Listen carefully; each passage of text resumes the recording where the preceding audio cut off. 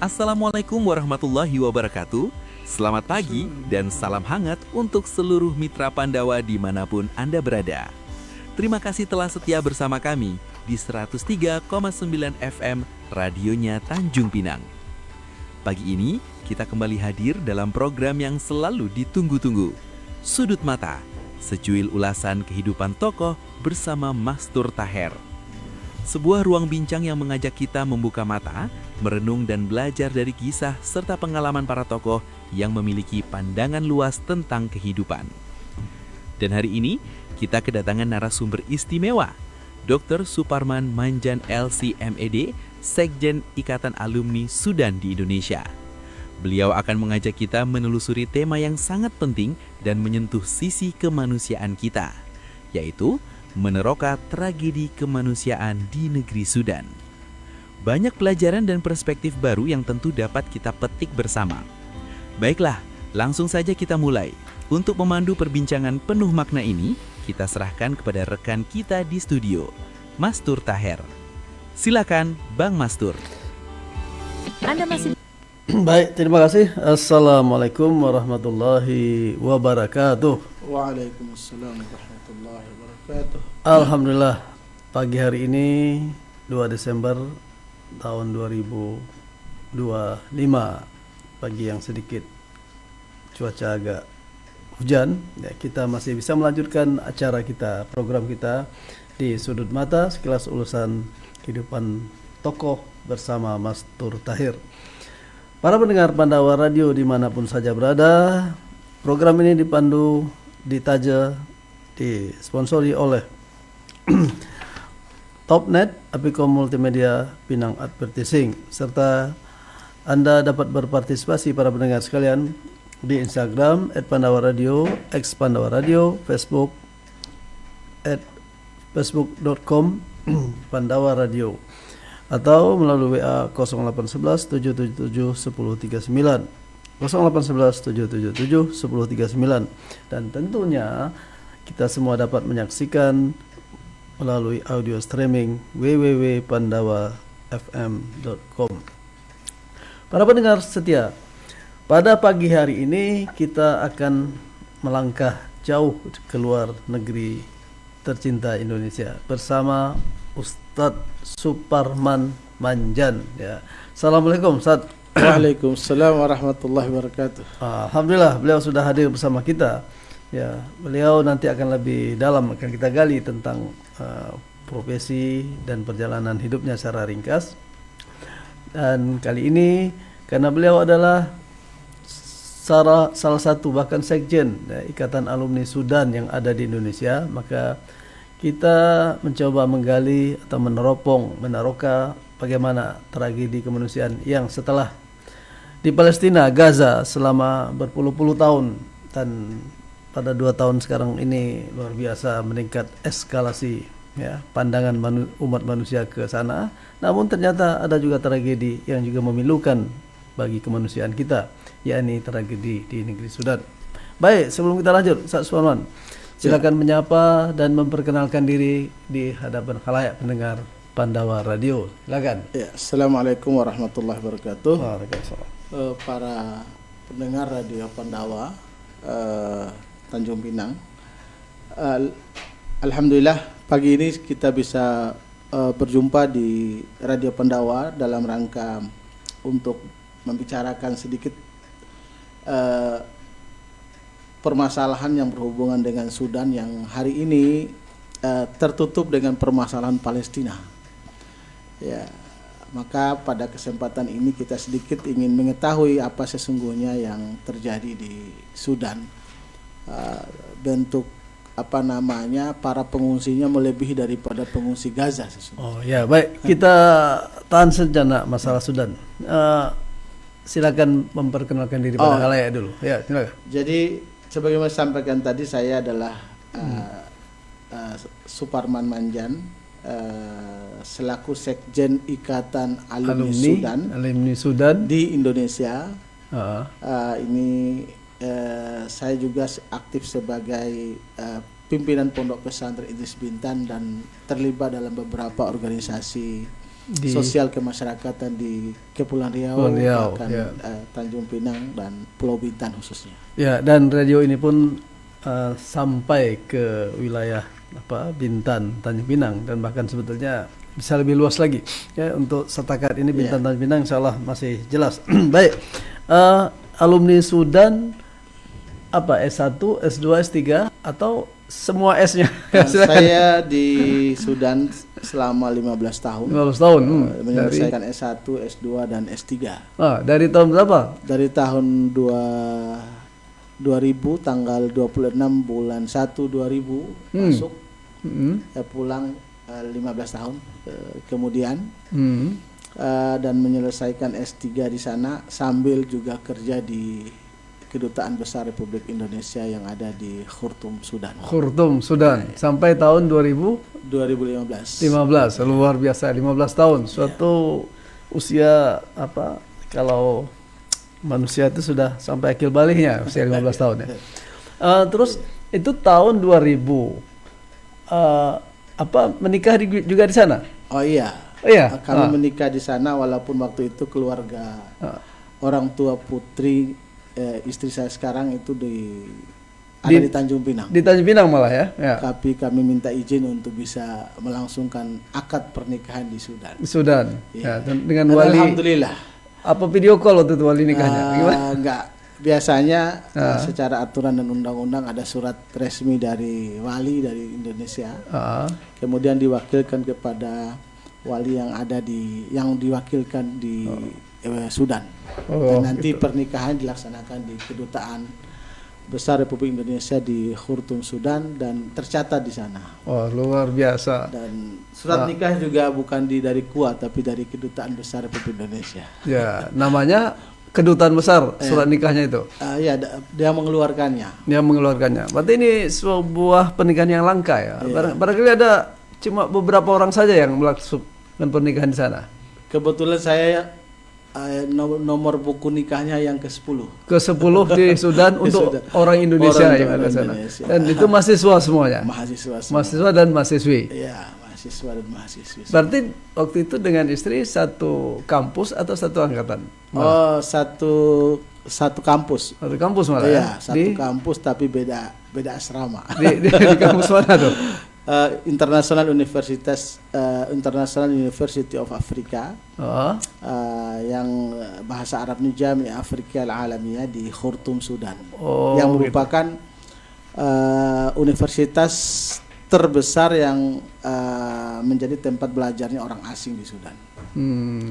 Terbesar itu dan mahasiswa Indonesia termasuk terbanyak sana. Terbanyak dan terakhir setelah tragedi ini konflik ini dari Sudan itu kalau nggak salah yang dipulangkan sekitar 1.500 orang. Yang dipulangkan pada tahun 2019 awal atau 2020 kemarin setelah konflik itu. Sementara kerjasama Indonesia dengan Sudan artinya Indonesia mengirimkan mahasiswa ke sana atau inisiatif pribadi itu sejak tahun Sudan luar biasa. Sudan itu walaupun negara miskin tetapi memberikan banyak beasiswa kepada mahasiswa Indonesia baik itu S1, S2 dan S3 bahkan di tengah konflik sekarang pun mereka masih memberikan beasiswa untuk mahasiswa Indonesia. Sekarang ini? Sekarang ini. Termasuk anak saya sudah lulus. Anak saya yang pertama sudah lulus untuk tahun ini dan sekarang sudah lagi online untuk menyelesaikan dan nanti insya Allah S1-nya. Oh, luar biasa. Jadi pertemuan dengan istri itu dari Indonesia dan antum sendiri dari mana, Ustaz? Saya berasal dari Bima, Nusa Tenggara Barat. Tapi begitulah takdir Allah. Luar biasa. Di Indonesia cukup luas dan jauh ya. Tetapi ketika dipertemukan di Sudan menjadi sangat dekat. Dan alhamdulillah sekarang sudah domisili di Pulau Bintan. Di Pulau Bintan apa kampung istri ya? Kampung istri. Jadi walaupun kampung aslinya bukan di Tanjung Pinang tetapi dia di Bengkalis. Bengkalis ya. Tapi semuanya berada di Tanjung Pinang hari ini, baik keluarga semua kecuali satu orang lah. Tapi seluruh anggota keluarga istri itu hampir semua sekarang di Tanjung Pinang. Oh, karena asbab orang tuanya dinas di Tanjung Pinang. Dinas di mungkin? Tanjung Pinang terakhir dan almarhum ayahanda Allah yarhamuh itu meninggal di Tanjung Pinang. Di Tanjung Pinang. Jadi dengan istri itu satu jurusan dalam kuliahnya. Kebetulan juga satu jurusan S1-nya. Apa tuh? Kuliah Syariah wal Qanun. Jadi Fakultas Syariah dan Perundang-undangan. Cuman waktu kuliahnya itu nggak saling kenal. Oh gitu ya. Beda. Waktu mengambil jurusan. Berapa angkatan bedanya? Bedanya? Dua angkatan. Oh, dua tahun bedanya ya. Terus S2-nya? S2-nya saya mengambil balik haluan, mengambil pendidikan bahasa Arab untuk orang asing. Terus? Kuliah Tarbiyah, kemudian S3 juga adalah kuliah Tarbiyah, kuliah pendidikan jurusan Manahij wa Turuqut Tadris, metodologi pengajaran bahasa Arab. Tetapi tetap konsentrasi pada pembelajaran untuk orang asing. Terus istri S2-nya? S2-nya adalah tentang perbandingan mazhab, kuliah syariah. Dia alinier. S1-nya syariah, S2-nya syariah. Tidak sampai S3 istri? Belum. Belum ya? Belum. Oke. Jadi bertemu ya di Sudan dan sekarang sempat maksud saya di Sudan 15 tahun, nikahnya tahun 2000. Tahun 2006, tanggal 26 bulan 1 2006. Oh, sengaja pilihan masuknya tanggal 26 bulan 1 2000. 6. Menikahnya tanggal 26 bulan 1 2006. 2006 dan sempat punya putra putri di sana. Putra satu orang dilahirkan yang Di pertama sana? di Tanjung Pinang. Oh ya, pertama di sini ya. Kalau kata orang Arab, Suni Afis Sudan wa wulida fi Indonesia. Jadi Dibikinnya di Sudan, lahirnya di Tanjung Indonesia. Pinang. yang pertama, yang kedua dan yang ketiga lahirnya di Sudan. Dan Dua mereka gitu. punya akte kelahiran yang dikeluarkan oleh kedutaan, tidak sama dengan akte kelahiran yang dikeluarkan oleh Dukcapil di sini. Jadi yang punya akte kelahiran di Sudan anak pertama. Ada 2 orang. 2 orang ya, anak pertama. Anak kedua dan ketiga. 2 dan 3. Kalau yang pertama kan walaupun datang ke sini hanya melahirkan saja. Hanya melahirkan saja. Terus Kalau yang kedua ketiga memang lahir di sana. cuma 3. 5. Lima. Kemudian Ya. yang keempat dan kelima lahir Tanjung Pinang. Bintan tepatnya. Ya. Jadi Bintan ya. Ya, Tanjung Pinang. Tanjung Pinang ya gitu. Baik, kalau tidak salah antum pernah bermastautin di Lingga, Dabu Singkep. Ya. Oh ya, itu penugasan saja. Penugasan berapa tahun di sana? Berapa tahun ya? Pulang pergi gitu di sana sekitar 2 tahun 3 tahun. Kemudian di Karimun juga sekitar 3 tahun kalau nggak salah. Oh gitu. Jadi Pokoknya keliling-keliling, dakwah jauh lah.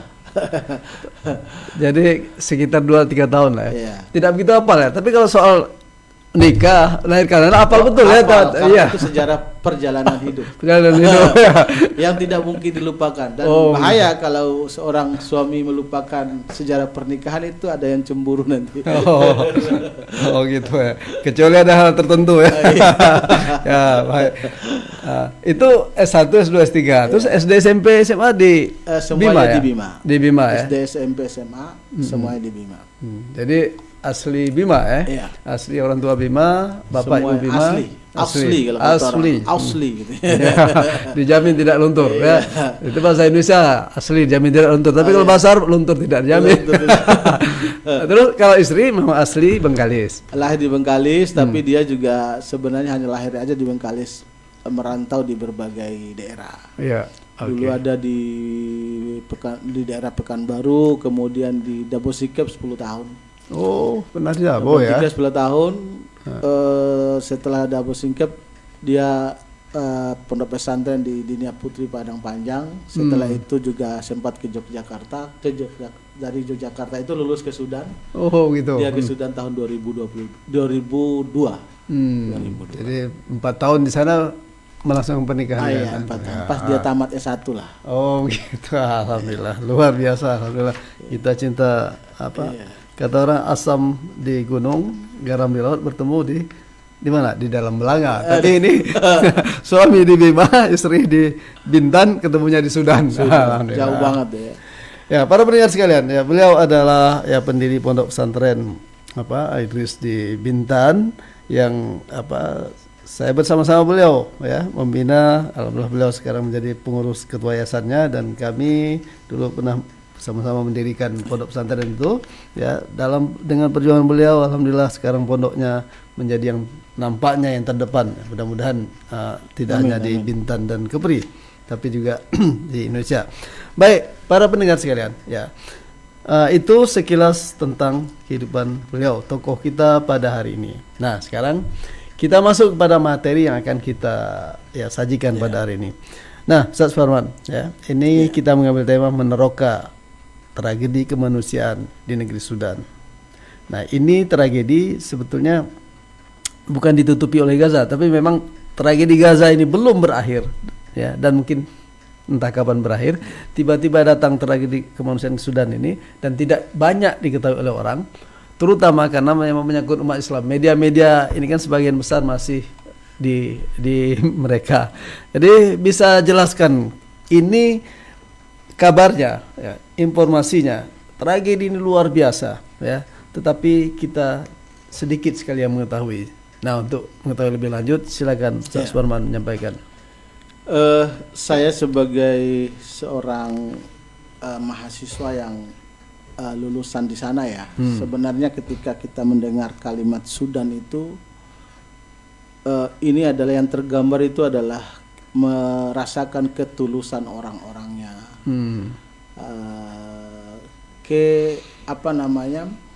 orang-orangnya itu orang-orang yang sopan, orang-orang yang baik, suka menyambut tamu, suka menerima orang lain, bahkan suka membagi.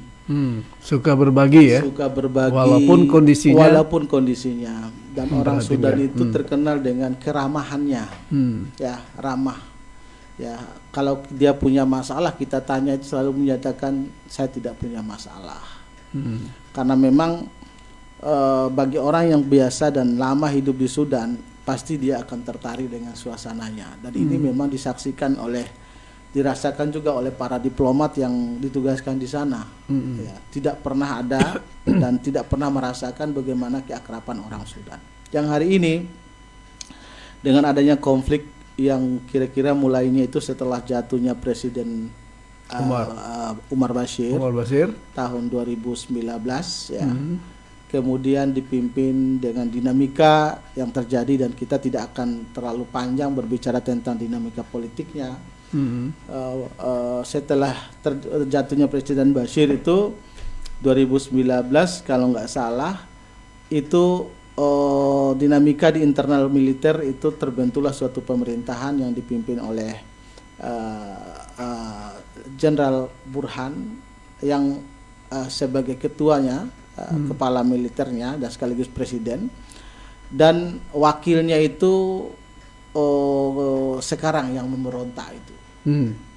Wakil siapa namanya? Faksi terkenal dengan Hamudi, Hamudi, ya, terkenal dengan Hemeti sebenarnya kalau bahasa orang sana, ya.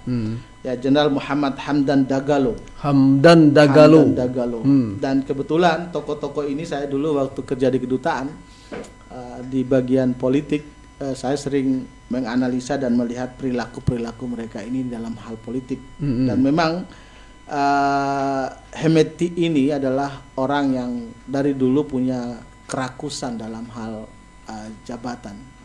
Ya, memang ada problem sebelumnya di mana Presiden Bashir pada waktu itu demi untuk meredam konflik yang terjadi di hampir seluruh daerah wilayah Sudan dulu, posisi mereka ini sebenarnya adalah orang-orang yang mengangkat senjata dan punya pasukan yang begitu banyak. Jenderal Hemeti ini, tetapi oleh Presiden Bashir dengan kemampuan strateginya dibuatlah kesepakatan dengan mereka untuk dia dan seluruh pasukan itu menjadi orang yang penting di negara. Ditariklah mereka ke dalam kendali istana pada waktu itu, tetapi tidak bercampur langsung menyatu dengan TNI, dengan militer Sudan. Militer resmi Sudan tidak bercampur, tetap di bawah kendali dia. Dan memang kita pernah membaca ini adalah masalah serius nanti ke kemudian hari. Ternyata terjadi ini setelah Presiden Bashir jatuh, ya. Dan inilah sehingga hari ini perselisihan antara Jenderal Burhan dan Hemeti inilah yang membuat kondisi Sudan minimal berapa tahun, 3-4 tahun terakhir ini itu adalah seperti konflik yang belum ada tanda-tanda berakhir. Bahkan hari ini terus meningkat. Ditambah lagi dengan keterlibatan proksi-proksi baik itu Amerika ataupun kekuatan dunia lainnya yang ada di negara-negara Arab. Ya, disebutkan beberapa negara Arab kalau dalam sidang-sidang PBB, Sudan sampai memutus hubungan dengan beberapa negara Arab yang terlibat membantu pemberontakan untuk melawan Jenderal Burhan sebagai pemerintah yang sah di Sudan. Setelah Umar Bashir itu pemerintahan sementara atau definitif ini Burhan? Pemerintah sementara ini, hasil kudeta istilahnya. Hasil kudeta ya Burhan. Karena itu tekanan dari masyarakat mengharuskan Presiden Bashir harus berhenti ya, dan diberhentikan sesungguhnya, bahkan ditahan beliau dan di penjara sampai saat ini. Sampai saat ini setelah kejadian itu ya saya dengar masih aman-aman beliau karena ditahan. Gitu. Baik, para pendengar sekalian, kita akan melanjutkan cerita tentang Sudan. Baru secuil saja yang kita dengar dari beliau sebagai Sekjen Alumni Sudan di Indonesia.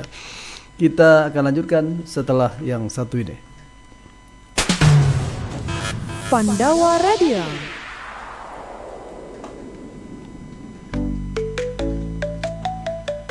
Kamu sering buffering pas nonton film? Atau internet putus nyambung saat kerja? Saatnya pindah ke Topnet, solusi internet fiber cepat dan stabil. Sekarang, kamu nggak perlu khawatir lagi. Topnet kini hadir di Tanjung Pinang.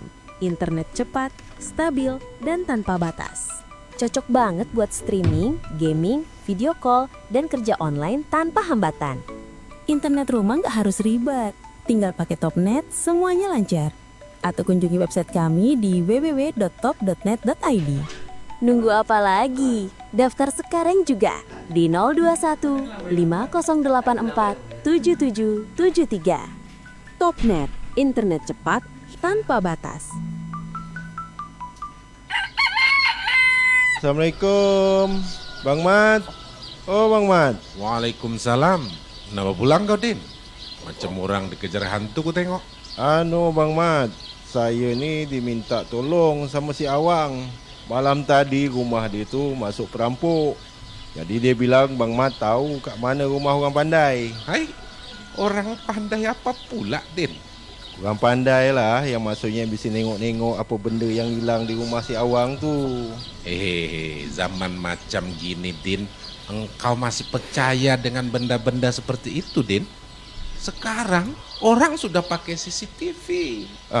Apa benda pula bang CCTV tu? CCTV itu semacam kamera yang bisa merekam peristiwa yang telah terjadi. Ingin rumah, kantor, serta tempat usaha Anda menggunakan CCTV? Atau Anda ingin mendesain web, pemrograman, serta memasang instalasi internet? Segera hubungi kami, CV Afikau Multimedia, Jalan Abadi Kilometer 8 Atas Tanjung Pinang, telepon 0771 444 3216. Kami siap membantu Anda. Afikau Multimedia, the best IT solution.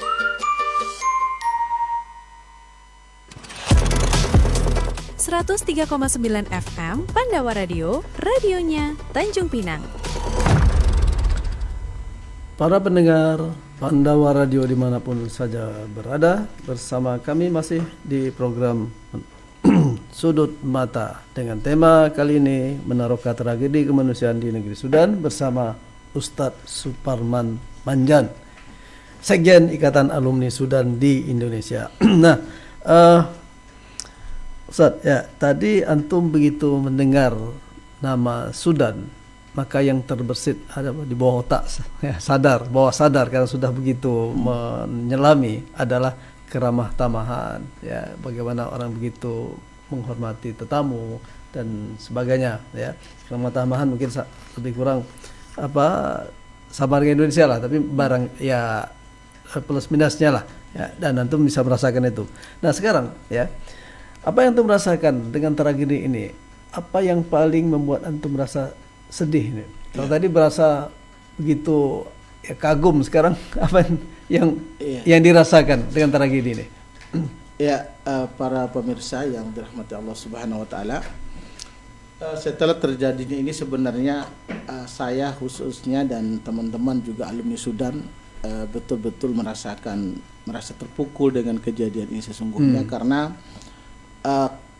bukan saja infrastruktur yang rusak, bahkan hampir seluruh universitas yang dulu tempat kami belajar Ya. itu dijadikan tempat kuburan massal dan Masya lain-lain. Allah. Bahkan hampir semua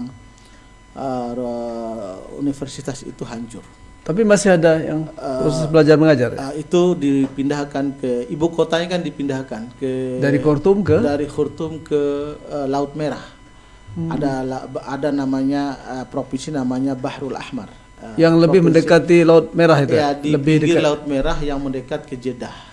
Jeddah dan bertetangga dengan Jeddah Dengan Saudi dan Yaman. Yaman atau Saudi? Saudi ya. Akses ke Saudi ini lebih cepat dan ada bandara juga di situ. Oh gitu. Nah, Ya. untuk sementara dan semua sistem kementeriannya itu dipindahkan di sana saat ini. Jadi pusat kota dipindahkan ke sana. Harus ke sana untuk ibu kota sementara. Ya. Walaupun pada akhir-akhir ini sudah mulai pelan-pelan dipindahkan lagi ke Khartoum, karena khusus Khartoum sudah 100% dikuasai oleh pemerintah yang sah. Kita merasa bersedih karena memang hampir semua infrastruktur pendidikan itu habis, rusak Di Khartoumnya ya. di Khartoum akibat perang itu. Dan hampir setahun 2 tahun juga itu kan Khartoum menjadi medan perang.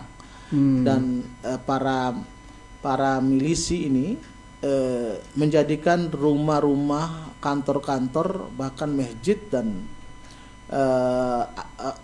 kantor-kantor asrama dan rumah sakit itu jadi pertahanan mereka. Karena itu di dalam rumah-rumah dalam kampus-kampus, khususnya kampus kami dulu itu ada beberapa kuburan di situ untuk tempat menguburkan orang. Ya. Jadi memang semua dihancurkan infrastruktur itu. Yang kedua, kami juga membayangkan bagaimana orang Sudan yang dulu kami kenal adalah orang yang luar biasa ramahnya. Ya, tapi dengan adanya tangan dari luar yang mengelola, karena memang Sudan ini kan adalah termasuk negara kaya akan emas. Bahkan memang ini kenyataannya bahwa pembiayaan dari semua anggaran milisi yang Dipimpin oleh dipimpin Hamedi. oleh Hamedi itu Ya. itu adalah tidak mengambil dari uang anggaran negara APBN. Karena memang mereka bukan orang pemerintah kan. Orang pemerintah, tetapi terlalu sedikit yang kalau mengambil uang dari pemerintah. Mereka mengelola satu tambang emas yang cukup besar di wilayah yang hanya mereka yang menguasai, dan kerjasama dengan salah satu negara Arab. Ya. Dan semua emas itu dibawa dan mereka mendapatkan berbagai bantuan dari mereka, bahkan persenjataan pun bahkan para pimpinan-pimpinan perang di medan tempur itu salah satunya adalah mereka dari orang-orang asing yang dikirim oleh negara tersebut. Oh, gitu. Itulah yang menjadikan permasalahan Sudan sampai hari ini tidak bisa diselesaikan. Bahkan kalau kita lihat di media sosial, pemerintah Sudan sudah mengancam, bahkan sudah memutuskan 100% hubungannya dengan negara tersebut. Bahkan negara Arab tersebut dianggap dia harus ikut bertanggung jawab terhadap kejadian ini. Boleh disebutkan negaranya apa? Uni Emirat Arab. Uni Emirat Arab. Ya. Dialah yang akan bertanggung jawab atas itu semua. Dan sampai hari ini masih ada hal itu, masih ada peperangan itu, bahkan dari Uni Emirat Arab langsung ke Darfur Sudan yang sekarang menjadi pusat konflik di sekitar itu hari ini. Ya, itu pesawatnya langsung dari Uni Emirat Arab ke Sudan dan wilayah Darfur. Ya. Itu dimasukkan berbagai hal, persenjataan dan kebutuhan-kebutuhan perang, termasuk komando daerah wilayah. Dan itu tentunya bukan orang Sudan. Dan memang itu semua sudah dibuktikan oleh pemerintah Sudan bahwa keterlibatan Uni Emirat Arab itu sangat luar biasa. Ya. Dan hanya satu negara itu disebutkan untuk Ada beberapa negara. kemungkinan ada beberapa negara, tapi mereka semua bermain dengan cantik lah supaya mungkin tidak terbaca oleh pemerintah. Ya. Jadi ini menjawab pertanyaan dari Kaisa Fitri di Facebook. Ya, apa hal yang menyedihkan? Ternyata cukup banyak. Yang pertama, keterlibatan negara Arab yang notabene adalah sesama. Sebagian besar penduduk Sudan itu Arab juga, Arab dan Ya, karena dulu Bilal dari sana. oh Dalam beberapa riwayat disebutkan, dan kalau lihat dari sebuah kisahnya kan Bilal itu termasuk orang yang penyabar ya. ya Bahkan kan ada kaitannya, kiswah Ka'bah pertama itu kan dibuat oleh kerajaan Sultan Dinar, apa namanya lengkapnya itu, Sultan. Kesultanan Dinar terakhir itu, lupa saya nama lengkapnya. Dari Darfur itu dipikul sampai Laut Merah dan nyebrang ke Mekah. Berapa kilo itu? Wah, itu Allahu alam zaman itu ya. Oh gitu ya. Jadi itu punya sejarah yang luar biasa dengan kota suci kita. Jadi Sudan itu memang bahasa resminya adalah bahasa Arab. Sudan walaupun dia orang-orangnya hitam-hitam kan, Ya. tetapi apa namanya bahasa Resminya bahasa Arab. Bahasa Arab. Secara demografi lebih banyak bangsanya dari Arab atau dari Afrika sendiri sebetulnya? Campur ya, tapi yang suku Arab banyak. Dan dianggap sebenarnya awalnya Hamidi ini itu adalah termasuk golongan Arab sebenarnya digolongkan, yang membasmi orang-orang etnis Afrika. Nah, tapi pada akhirnya ditarikan. Makanya dulu isunya kan macam-macam nih, kalau nggak cukup waktu kita untuk bicara masalah ini. Tapi secara umum isu dulu tentang Sudan itu adalah tragedi pembunuhan massal yang dilakukan oleh tokoh-tokoh Arab dulu. Padahal sebenarnya isu itu juga tidak semuanya benar ya. Tapi yang jelas untuk suku Arab di Sudan itu yang cukup banyak, bahkan dibuktikan dengan bahasa Arab sebagai bahasa resmi, bahasa Arab dan bahasa Inggris. Bahasa Arab resmi dan bahasa Inggris ya bahasa kedua lah. Tapi secara umum itu bahasa Arab di seluruh negeri Sudan itu adalah bahasa Arab. Bahkan dulu sebelum berpisahnya Sudan Selatan, itu di Sudan Selatan itu punya bahasa Arab juga, bahasa Arab Juba namanya. Bahasa Arab tapi Juba. Logatnya mereka, logat lokal. Nah, saya juga, karena saya hampir seluruh wilayah Sudan itu saya pernah mengunjungi, karena dulu kerja di kedutaan di wilayah-wilayah konflik Darfur semua saya pernah mengunjungi. Jadi tahu betul bagaimana budaya, sakafah daripada dan kehidupan sosial yang ada di sana. Sehingga memang betul-betul menjiwai ketika kita mendengar ada konflik, ada pembunuhan ya. Dan kami yakin juga bahwa yang membunuh itu bukanlah orang Sudan sesungguhnya. Apalagi kemarin pembunuhan massal yang disiarkan, yang difoto, kemudian video kan juga itu kan menyedihkan sekali. Bahkan dan menyedihkan sekaligus memalukan. Setelah membunuh dia mengucapkan alhamdulillah. Insyaallah. Itu adalah kalimat yang menyedihkan sekali. Memilukan dan memalukan. Memalukan sekali. Jadi memang ini kondisi yang terjadi di sana. Ya baik, itu untuk menyatakan tadi bahwa sebelum ini kan konflik antara katakan pasukan resmi pemerintah dengan milisi yang diayomi pemerintah zaman Presiden Umar Basir. Nah dulu juga ada krisis Sudan Selatan. Ini kan Sudan ini biar pendengar tahu bahwa Sudan itu di Afrika bagian timur laut ya. Dan Sudan Selatan berkonflik dengan pimpinan Ahmad Garang, kemudian berakhir dengan terbentuknya negeri Sudan. Nah sekarang milisi ini menguasai Sudan bagian barat di Darfur itu kan. Nah apa bedanya nih akar konflik antara Sudan Selatan dengan bagian barat yang dikuasai oleh Hamidi ini? Ya, sebenarnya kalau konflik dengan Sudan Selatan yang sekarang sudah menjadi negara Sudan Selatan, Ya. dulu ada tokoh utamanya adalah John Garang, John Garang. kemudian sekarang presidennya Salva Kiir, ya, presiden sekarang. Itu konflik politik ya, yang membawa isu etnik Dan bahwa agama. negara ya etnik ya.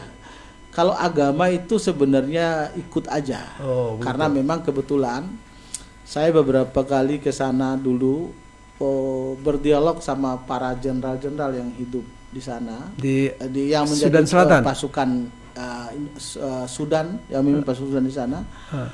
Mereka tidak menganggap bahwa itu ada konflik agama. tapi etnis. Nah, cuman dibawa menjadi isu agama karena kebanyakan tentara yang ditugaskan di sana adalah seluruhnya adalah kaum muslimin yang bukan orang-orang Islam, yang bukan penduduk asli di situ. Karena Sudan Selatan sesungguhnya perbatasan sama Uganda kan. Perbatasan sama Uganda itu kan Afrika. Ya. Dan rata-rata memang dari semua bentuk postur tubuh mereka adalah memang menandakan mereka adalah Afrika. Etnik sebenarnya itu konflik itu yang diangkat ya. Tetapi dibalik itu semua adalah keterlibatan asing juga, khususnya Amerika. Oh, gitu. Maka ketika referendum tinggi banget kemenangannya, dan saya sama duta besar dan saya itu menjadi pemantau waktu referendum itu Tahun 2011 ya? 2006 6 atau 7 gitu ya? enggak, sekitar puluhan lah, lupa saya. Ya, ya. Oke. Lama Terus juga. dengan konflik yang sekarang? Dengan konflik yang sekarang sesungguhnya dua-duanya itu asalnya kan dari bukan dari negara kan awalnya, tapi kan semua sudah hampir puluhan tahun, 10 tahun lebih. Hamedi ini di negara di bawah kekuasaan istana, ikut mengatur di istana segala macam kebijakan-kebijakan militer dan lain sebagainya. Terjadinya konflik ini sesungguhnya setelah Presiden Bashir jatuh dan membentuk pemerintahan militer kerjasama sama sipil, kemudian dikudeta lagi oleh militer, maka muncullah dua orang ini, Burhan sama Hameti. Di sini sudah mulai dibicarakan tentang masa depan Sudan. Setelah ini masa depan Sudan dan pasukan Sudan, maka mulailah dibicarakan di situ bagaimana pasukan Hameti ini diintegrasikan kepada pasukan ya Resmi pemerintah. Nah, disitulah sudah mulai terjadi konflik. Konflik terjadi terus, siapa yang memimpinnya, siapa yang mengarahkan nih, siapa yang menjadi tertinggi di militer ini, ya. Karena kalau seandainya Hameti tidak memegang lagi prinsip militer ini, dia akan kalah nanti karena dia sesungguhnya di kekuasaan di pemerintahan adalah minoritas. Ya, dan bukan orang yang belajar gitu. Taunya itu adalah membunuh. Memang itu adalah karakter dia. Setiap ada demonstrasi zaman-zaman itu, setiap ada pasukan inilah yang diturunkan, pasukan dialah yang diturunkan untuk menghadapi demonstrasi, dan itu kalau pukul memang pukul benaran. Kalau tembak ya tembak benaran. Jadi terjadinya itu awalnya ketika kedua pasukan mau diintegrasikan menjadi pasukan nasional, pasukan negara resmi, terjadi perbedaan pendapat. Pemerintah ngotot, mereka tidak mau sebelum ada kejelasan siapa yang akan memimpin. Ya, tentunya jadi biasa satu negara pasti panglima tertinggi presiden ya. Tapi dia tidak mau begitu dan tetap pada akhirnya adalah ada semacam upaya paksa, maka terjadilah konflik yang awalnya itu di Khartoum awalnya. Di Khartoum, terus? Dan hampir berbulan-bulan di Khartoum jadi medan perang, dan itu terjadi pada bulan Ramadan. Mengungsi hari ini, pengungsian itu hampir belasan juta. Ya, kabarnya sampai 14 juta gitu. 14 juta. Ya. 13-14 juta pengungsi di seluruh, dan itu masuk ke mana? Masuk ke Mesir, masuk di perbatasan Chad dan Afrika Tengah dan lain sebagainya. Itu terus mereka ke situ, dan itu tidak ada kehidupan di situ. Kalau kita jalan ke sana itu lihat dari, misalnya saya pernah naik helikopter di situ, helikopter militer karena ada tugas dulu. Ya. Itu kita melihat semuanya adalah padang pasir. Ya, padang pasir yang kehidupan itu susah. Dari mana dapat hidup? Ya.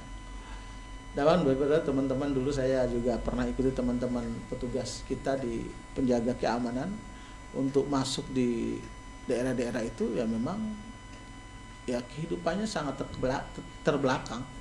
Keterbelakangan itu nampak. Nah, disitulah makanya hari ini pengungsian yang paling berat itu adalah di situ. Paling banyak. 15 ya, yang ke Mesir, yang ke itu orang-orang yang kaya lah biasanya. Orang kaya dan juga biasanya ada keturunan. Keturunan Mesir, keturunan Arab biasanya rata-rata yang punya lah, karena itu daerah-daerah membutuhkan pembiayaan hidup yang tinggi kan. Sementara yang lari ke daerah-daerah. Ada juga yang ada beberapa wilayah yang aman, khususnya wilayah-wilayah utara. Wilayah-wilayah utara itu seperti Donggala dan lain sebagainya. Ethiopia juga ya. Dari itu mereka masuk. Di Ethiopia ya. Ethiopia juga aman dan diterima oleh presiden. Nah, kalau krisis Sudan dengan Sudan Selatan itu berakhir dengan pendirian sebuah negara, apakah ini mungkin perseteruan ini juga akan berakhir pembentukan negara Sudan bagian barat? Ya, kalau prediksi dan beberapa pengamat menyatakan memang kemungkinan itu terjadi, walaupun tekad pemerintah Sudan tidak akan mengulangi lagi kesalahannya, tetapi kan kita tidak tahu tatanan dunia baru ke depan seperti apa. Karena ikut campur tangan luar ini. Tangannya Amerika dan proksi-proksi yang ada di sekitar. Apalagi hari ini kita lihat kan di negara-negara Afrika itu kan berguguran kekuasaan presiden itu kan ya. Kemarin ada lagi ya, artinya ini kita tidak tahu masa depan politik dunia hari ini. Tapi trennya gimana? Trennya kalau memang dijanjikan dibagi oleh kekuatan dunia, Sudan itu akan dibagi, Sudan Selatan ada Darfur sendiri nanti. Karena sendiri, kandungan dari Darfur itu kandungan uranium terbesar di dunia. Dan emas di Darfur ya? Darfur itu terkenal itu. Tetapi kan nggak dijadikan negara konflik terus supaya tidak bisa dikuasai oleh pemerintah yang bisa adalah kekuatan asing yang dengan pengamanan ekstra dari mereka. Orang suruh perang, mereka tetap menambang lah gitu kira-kira. Ini kan problem. Ini kan sebenarnya konflik rumit lah ya. Yang rumit, dan sebenarnya tujuannya adalah ingin menguras kekayaan yang dimiliki oleh Sudan. Tapi kecenderungan atau trennya bagaimana? Apakah pemerintah yang terdesak atau justru milisi itu yang terdesak? Iya, sebenarnya hari ini dari kebetulan kemarin juga kami dapat informasi dari Kedutaan Besar Sudan Jakarta. Alhamdulillah sekarang sudah mulai beberapa wilayah itu sudah mau bisa dikuasai lah di wilayah Darfur oleh pemerintah. Ada kemajuan yang positif ya. Walaupun secara umum kekuatan dunia itu mengharapkan ada perdamaian. Tapi ada perdamaian supaya bantuan itu bisa masuk, tetapi oleh pemerintah Sudan mengatakan tidak mau berdamai sebelum kekuatan Hemeti itu keluar dan lenyap di Sudan. Kenapa? Begitu ada perdamaian, ada diskusi tentang gimana, ada negosiasi dan lain sebagainya, yang bisa jadi itu arahnya adalah Darfur menjadi negara sendiri, dan itu semua adalah kemungkinan besar akan terjadi juga. Karena dalam dulu peta-peta yang kita belajar, khususnya saya ketika staf politik dulu di kedutaan itu, peta-peta yang kita belajar ya begitu, bahwa Sudan ini akan dibagi 3, 4, bahkan ada istilah 7 ya. Ada petanya dulu yang kita baca. Dan ini kita lihat mengarah ke situ. Ya. Tapi sebenarnya yang kita ingin tegaskan hari ini sebenarnya bukan saja itu ya. Kami sebagai alumni Sudan di Indonesia ingin fokus kepada masalah kemanusiaannya. Oke, baik. Itu nanti kita lanjutkan. Kebetulan ada yang bertanya juga nih, Mas Yanto, ya, pandangan Islam tentang membantu saudara yang tertindas. Nanti kita masuk ke situ dan kita rehat sejenak. memberi lewat yang satu ini. Pandawa Radio.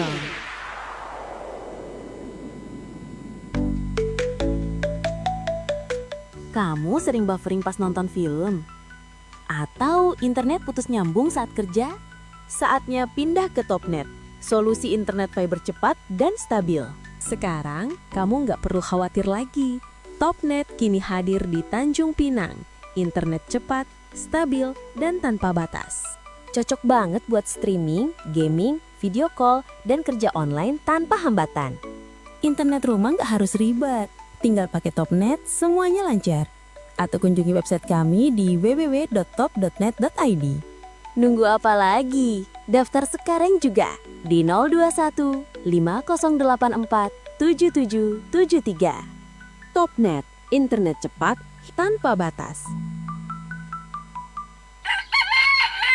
Assalamualaikum, Bang Mat. Oh, Bang Mat. Waalaikumsalam. Kenapa pulang kau, Din? Macam orang dikejar hantu ku tengok.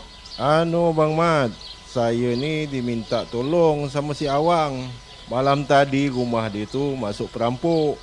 Jadi dia bilang Bang Mat tahu kat mana rumah orang pandai. Hai, orang pandai apa pula, Din?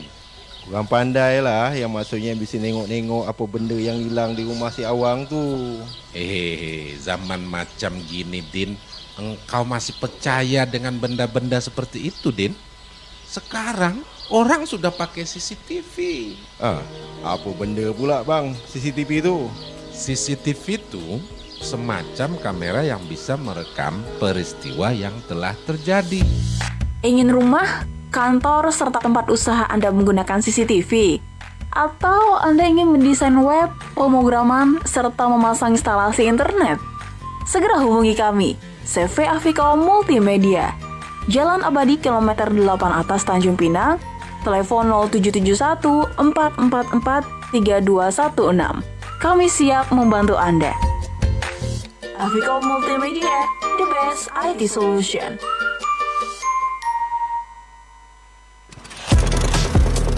.9 FM Pandawa Radio, radionya Tanjung Pinang.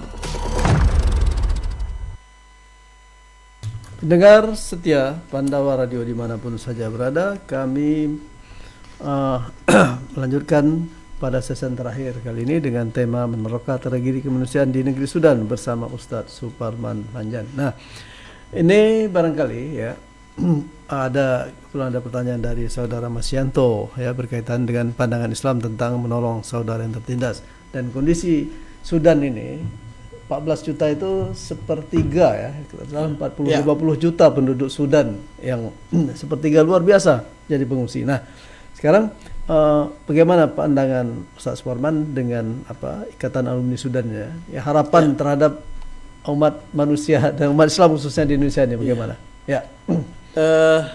Terkait dengan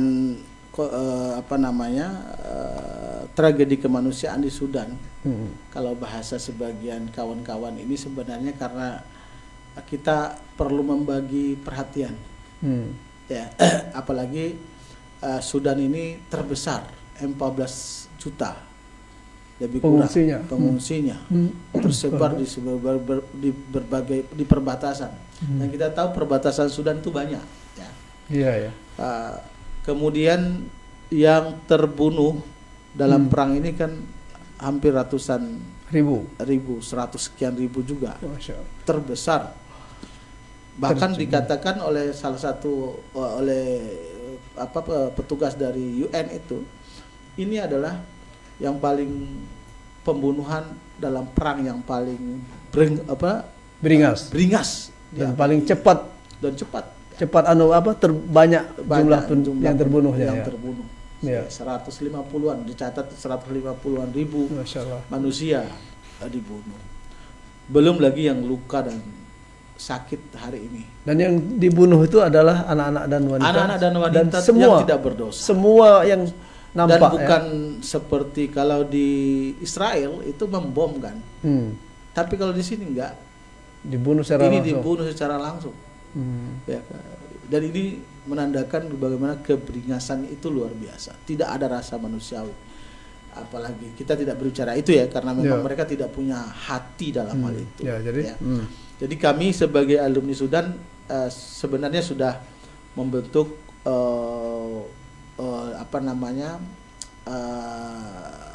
tim untuk menggerakkan dan menyebarkan informasi tentang ini di seluruh Indonesia. Bahkan tim kami juga kemarin dengan Duta Besar Sudan di Jakarta sudah melakukan pertemuan dengan Ustadz Abdul Somad juga. Nanti mungkin udah ada itu karena hari Senin yang lalu udah ada video itu. Beliau datang langsung ke rumahnya UAS ini dalam rangka untuk minta dukungan supaya isu ini, masalah ini terangkat dan diketahui oleh masyarakat. Yang sesungguhnya kami itu fokusnya kepada masalah kemanusiaan ini. Bagaimana i'adatul bina'il jami'at, membangun kembali universitas, membantu manusia-manusia yang membutuhkan makanan, minuman yang sekarang sangat kurang, dan khususnya masalah yang berhubungan dengan kesehatan. Begitu beratnya masalah kesehatan di sana, bahkan kolera dan lain-lain itu terjadi dan tersebar di berbagai daerah ya. Dan masih banyak hal-hal lain yang berhubungan dengan kemanusiaan itu. Jadi kita fokus kepada itu, dan kita juga sudah menyebarkan beberapa rekening khusus Ikatan Alumni Sudan lewat jalur alumni ini juga kita sudah lakukan. Bahkan secara resmi tentunya adalah Kedutaan Besar Sudan di Jakarta yang secara resmi menghubungi para pemerintah. Tapi kita ini insya Allah ingin sebagai alumni itu seluruh masyarakat Indonesia juga mengetahui masalah ini. Dan sebenarnya Sudan dan Indonesia sejak dulu punya hubungan bilateral yang luar biasa kuatnya. Kita tahu yang namanya Al-Irsyad di Indonesia itu dulu itu didirikan oleh Imam As-Surkati. Surkati itu merupakan temannya Soekarno dulu, bahkan sama Hasan dan lain-lainnya itu bahkan menjadi penasihatnya Soekarno dalam sebuah. Arsyad itu ada Muhammadiyah dan dari Arsyad organisasi besar juga di Indonesia. Di Indonesia dulu yang mendirikan itu adalah Sudan, orang Sudan. Dia ada dari Donggala yang merupakan keluarga Surkati, itu adalah keluarga yang besar di sana. Dan saya sudah pernah mengunjungi keluarga-keluarga beliau dengan Duta Besar juga dulu. Kami bahkan mengadakan pentas seni di provinsi Donggala itu. Begitu kuat sebenarnya hubungan ini, bahkan nyanyi-nyanyi Indonesia itu halo-halo Bandung dan lain sebagainya itu menjadi dan memang punya hubungan yang luar biasa dengan Indonesia. Karena itulah mereka mengekspresikan kedekatan itu dengan memberikan beasiswa yang begitu banyak kepada masyarakat Indonesia. Tapi kita juga Indonesia terus terang aja kita tidak memberikan beasiswa kepada mereka. Minimal sekarang ketika ada lah beasiswanya, tapi minimal ketika mereka susah sekarang kita coba untuk bantu. Sebagai bentuk kemanusiaan kita. Dan sekarang inilah yang dilakukan oleh kami sebagai Ikatan Alumni Sudan, dan mudah-mudahan ini nanti menjadi, apalagi sekarang kita juga mengucapkan berduka juga dengan kejadian di Sumatera, Sumbar, Aceh dan Sumatera Utara yang hari ini semuanya ini juga kadang-kadang kita berpikir betapa baiknya orang Indonesia itu Palestina dibantu, di dalam negerinya itu sama-sama juga dibantu di luar negeri dimanapun kita ikut membantu, dan ini luar biasa. Dan saya kira bagi warga negara Indonesia tanggung jawab kemanusiaan, tanggung jawab agama yang ini semua kita ingat sabda Rasulullah SAW, wallahu fi aunil abdi madama al abdu fi auni akhih, bahwasannya Allah Subhanahu wa taala akan selalu membantu kita, baik kita secara pribadi, secara kolektif sebagai umat Islam di Indonesia. Allah akan membantu kita selama kita membantu saudara-saudara kita sesama muslim, bahkan manusia sekalipun. Jadi ini mungkin yang menjadi fokus kita, seberapapun yang kita miliki dari apa yang kita ini, kita berikanlah. Apalagi sekarang prioritas kita di saudara-saudara kita di Sumbar, Sumut dan Aceh. Kemarin semalam alhamdulillah juga kita di kegiatannya Ustadz Latif mengumpulkan dana untuk teman-teman kita di Sumbar, Sumut dan Aceh. Alhamdulillah semalam rekor sementara gitu kan, cukup lumayan. Iya. Nah, terus menerus insya Allah. Mudah-mudahan ini dari semua kejadian dan ujian dan bencana yang terjadi ini, orang Indonesia luar biasa. Ya, ya demikian para pendengar sekalian. Ya, Indonesia memang luar biasa. Ya, dalam kondisi yang sangat memprihatinkan, krisis dan di tengah grogotan oleh orang-orang tidak bertanggung jawab terhadap kekayaan Indonesia, masyarakatnya masih bisa berdonasi. Dan dengan Sudan sendiri, Al-Irsyad itu adalah sebuah organisasi yang juga memperjuangkan kemerdekaan. Jadi tidak benar kalau orang-orang Arab itu adalah justru mereka membantu perjuangan Indonesia. Dan setelah merdeka pun ternyata mereka banyak memberikan beasiswa kepada mahasiswa-mahasiswa Indonesia di Sudan. Maka pada saat ini selayaknya kita pun turut berpartisipasi untuk membantu mereka. Dan salah satunya ya kita juga mensiarkan, memberikan informasi yang benar tentang kondisi Sudan. Maka ya melalui Radio Pandawa ini pun kita juga sudah bersama-sama untuk mensiarkan, memberikan jalan kepada para saudara kita yang memang mempunyai kelebihan dan mempunyai niat untuk beribadah melalui donasi ini. Saya kira demikian saja para pendengar sekalian. Terima kasih Ustadz Suparman sebagai Sekjen Ikatan Alumni Sudan di Indonesia yang ternyata berada di Bintan ya. Dan juga para pendengar sekalian, terima kasih. Sampai bertemu kembali dalam acara program Sudut Mata Kilasan berikutnya yang ke-19. Terima kasih. Bila taufiq wal hidayah. Wassalamualaikum warahmatullahi wabarakatuh. Waalaikumsalam warahmatullahi wabarakatuh. Oke, terima kasih.